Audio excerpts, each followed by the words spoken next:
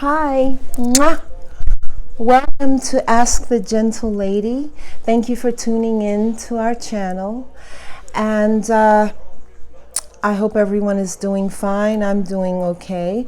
I had had plans to do my videos outside, like, on my front porch. But the last time I was doing that, I noticed that there was some type of interference. Okay, I was doing my video and guess what? It just cut off by itself. Okay, I'm like, what is going on?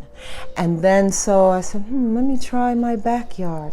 I went in the backyard, right, and I was filming my video, and so when I went to look at it, it was on like fast, like it was on I don't know what you call that, like it was speeded up.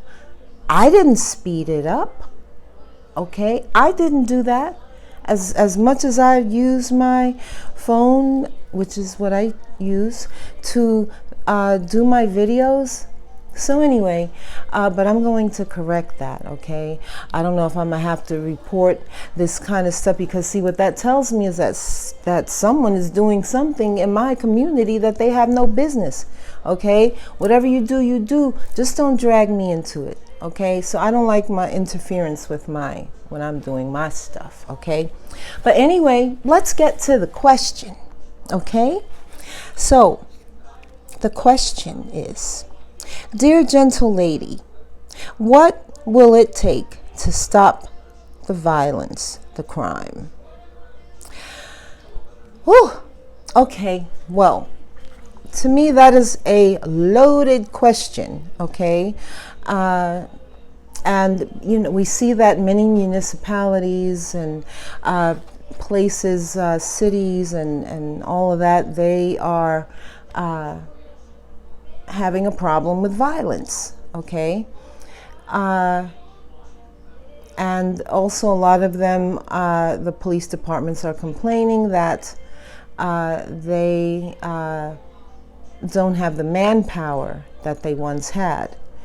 And we have to remember that a lot of law enforcement police officers died during the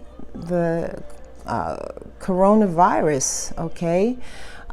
So I'm sure that is playing a factor. And I'm sure there are other things that are factoring in too. And it's not just the pay. Okay, it's about people wanting to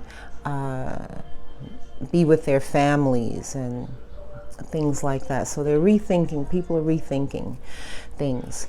But I feel that before I can answer this question, what will it take to stop the violence? Before the gentle lady can answer that question, I believe that it is important for us to take a look at how we got here.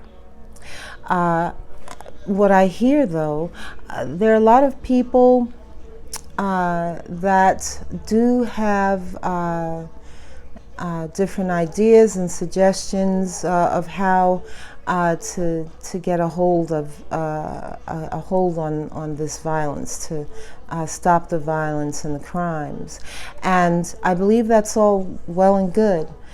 Some of them I'm like, wow, they're doing that's really a really good suggestion, and some of them have taken action by starting different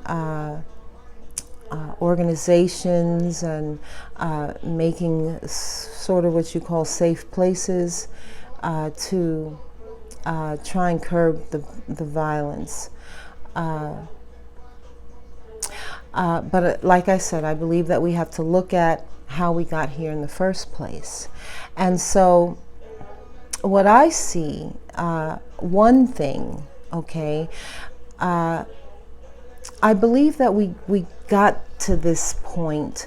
If we look back, we've had an era of time where video games played a significant part in young people's lives also adults' lives too. It wasn't just the kids. Okay, when we have those games, call to duty, all these war games where you're playing shooting and all of that. Okay, now and that's went on for a while, and basically those games were or somewhat. Now I never really played them, okay, and I tried to curb my children from playing them too much. I mean, for us growing up, the game was Pac-Man, okay. I remember playing a game where it's like you're driving, so it had a wheel, and you were driving, so that was the game I played. But anyway, so what I see is that these games, to me, were more like simulations, okay? And the weapon of choice was usually those AR-15s, okay, which also seems to be the weapon of choice when it comes to shooting and especially mass shootings, okay? And so basically, on one level, what I feel has happened is that it's basically that there has been a graduation. Okay, you've played this game, which is somewhat of a simulation. Okay, and so now it's like, okay, I'm ready for the real thing now. Okay, and so I believe that has played a part in where we are today with crime and violence and mass shootings. Okay, these games served as simulations. It's almost served as training. Okay, and so now, and not just young people, but it has graduated. People have graduated the simulation. They've learned what they've had to learn, and the thing is the psychological consequences in those games or simulations. They don't have to. It doesn't teach you any consequence to shooting. You can shoot whatever and start all over again. And that's it. Okay, so I believe that on one level, that has played a part in why we are where we are today. Okay. Another thing I believe is that when it comes to children and, let's say, playing with guns, toy guns, okay, a lot of times, see, with children, they are very impressionable, and they say that their brains are like sponges. They absorb everything. And so when it comes to parents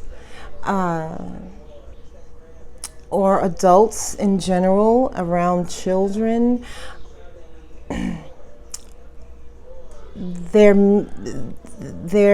not saying that it's the problem, but we want to be careful and in how we talk around children, okay? Because let's say children, because they're more exposed to all these different things now that they weren't exposed to before, okay? So let's say, let's say a child may not understand. Let's say they hear an adult say something like, oh, he makes me so mad, or she makes me so mad, I should kill her ass, or I should kill his ass, or I should put a bullet in it. things like that. Children don't understand that maybe you don't really mean that you'd really kill the person. Okay, they don't understand that. But they hear you say that, and then they process that in their way, in their little brain's way. Okay, and you don't even realize as parents or as adults around those children how they are going to process that. Okay, so then they may grow up with that thought of wanting to, or feeling like when someone makes them mad, all they need to do is go get a gun, shoot him, and that takes care of it. Okay? So that's another thing. What we expose our children to when we speak with our language, okay? I believe that can play a part, because then for the child, you got to talk to a psychologist about this, okay? They can really explain it, okay? But I know that it causes some type of disconnect with, let's say, with the consequences of acting in that manner. Okay, if they hear their mother or father, their uncle, their aunt, their cousin, or their mother's friend, their father's friend, and they're talking about stuff that, let's say, happened to them and this and that, and someone made them mad, and some people kind of talk like that. Oh, I should have, or I should have whooped that behind. I'm trying not to curse. I should have got my gun, things like that. And so you have to be very careful when children are around, because they're listening to that, and they can grow up thinking that that's what you do, that's what should have been done. Okay, not realizing that the person doing it wouldn't do that. They're just blowing, they're just blowing farts. Okay. So I believe that can be another reason. And also, another reason for why I believe we've gotten to this point, when we look at playing with guns, children playing with guns, we know that boys, okay, are more likely to want to play with guns, whereas girls are more likely to want to play with the dolls and stuff like that. But we also see the uptick in women, young women, also being involved in crime. Okay, and I believe that maybe goes back to the video game playing, because more girls do play video games. Okay, but also with little children and playing with guns. Okay, we have to be careful with that. Okay, because we have to guide the child in the right direction. Okay, see, with playing with guns, it's like, they're playing, it's fun, and we want to make sure that we are communicating, and we're knowing what's on that child's mind, or what's in that child's mind. Okay, they, especially if, their little Johnny is playing with the gun and he's going around bang, bang, shooting people. Okay, what does that mean? I mean, what is the purpose anyway? Okay, because then little Johnny can start, let's say, fantasizing about one day having a real gun and being able to shoot people for real. Okay, when he's little, okay, he's just pretending, okay, to shoot someone, because he can't really shoot someone because it's a toy gun. Okay, so he's just pretending, he's just practicing. It's practice. Okay, and so you want to, you know, keep a track on Johnny, you know, to make sure that he understands that real guns really kill people, and the consequences of that. And then you want to know your child. You know, some children are prone to, there's so many things they're prone to. But the thing is, we have to direct them in the right direction, and expose them to the things that will help them to do what, you know, is beneficial for them. Okay, I hope you're understanding me. Okay, it's just like back in the day. I remember they used to sell. They used to sell candy cigarettes. Okay, I don't think they sell them too much right now. I haven't seen any. I don't know where you get them from now. I imagine that candy store in New York that has every kind of candy that's ever been made, even candies from all over the world. Okay, I bet they have those candy cigarettes. Okay, but they were candy cigarettes. They looked just like a cigarette. And at some point, and some of them, or there was like cigarette bubble gum, okay? And you could pull on it and blow something out. It wasn't smoke, of course. It's probably like some type of sugar or something like that. Okay, and then you could chew the gum or whatever. Okay, and so what happened? That was practice. Okay, and for smoking a cigarette when you get older. Okay, who benefited from that? Of course, the tobacco industry. Okay, and then I believe they stopped selling candy cigarettes. Okay, so I believe that those are just some of the factors that have gotten us, okay, to this point where crime is at an all-time high, with mass shootings and you know, people getting shot, all of that, dying. Okay, that's what I believe. Okay, basically society, due to the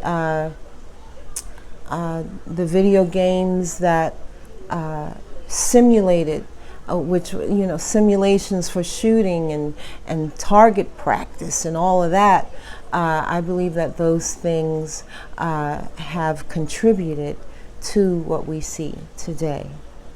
You know, but anyway, if you know, ask the gentle lady.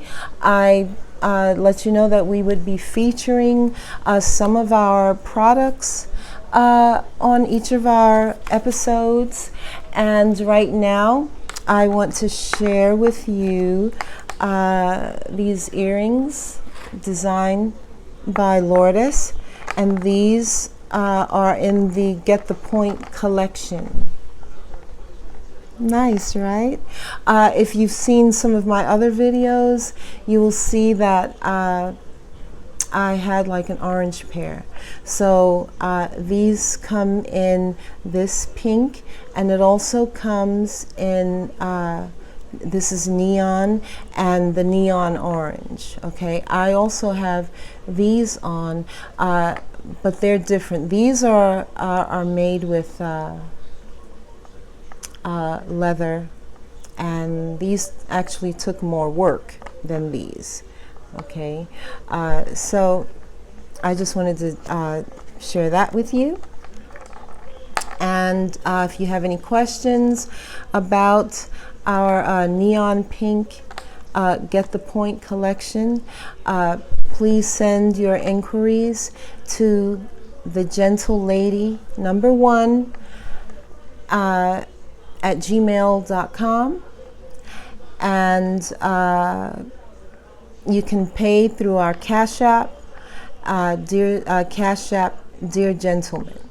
All right. So anyway, so yeah, back to that question: what will it take to stop the violence and crime? So those are just some of the things, not to mention the economical, economical, social problems that exist in many of these municipalities. So yeah, those are just some of the things, okay? But I believe that those are some of the core things that are contributing to the problem, okay? Because some of these crimes are not just children. Okay, some of these crimes are committed by grown behind adults. Okay, the man in New York, he was 62 years old. Okay, who gets to be 62 years old and wants to go shooting up people just so they're going to jail? He's going to die in prison. I mean, I don't know, but I'm just saying, I mean, you take that chance. Okay, you've got 16 people in the hospital right now. If any of them dies, you are, you've added to your problem. Okay, so yeah, a lot of these are grown people doing this. This isn't just kids. This isn't just 18 and 19 year olds. Some of them are. I mean, look at the violence and the crimes on the Capitol, January the 6th, 2021. Yeah. Okay, look at that. Okay, those were grown people. Okay, so anyway, I'm going to make this video part 1, and the next one will be part 2.